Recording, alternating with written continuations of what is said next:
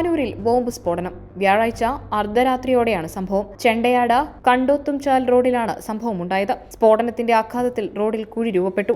നാടൻ bomb എറിഞ്ഞതായി സംശയിക്കുന്നുവെന്നാണ് police പറയുന്നത്. Panoor police സ്ഥലത്തെത്തി പരിശോധന നടത്തി. സംഭവസ്ഥലത്ത് സ്ഫോടക വസ്തുക്കളുടെ അവശിഷ്ടങ്ങൾ കണ്ടെത്തിയിട്ടുണ്ട്. 6 മാസങ്ങൾക്ക് മുമ്പ് പാനൂരിൽ തേങ്ങ പറിക്കുന്നതിനിടെ ചോറ്റുപാത്രം പൊട്ടിത്തെറിച്ച വയോധികൻ മരിച്ചിരുന്നു. അതിന്റെ ഞെട്ടൽ മാറും മുമ്പാണ് പാനൂരിൽ വീണ്ടും സ്ഫോടനം നടന്നത്.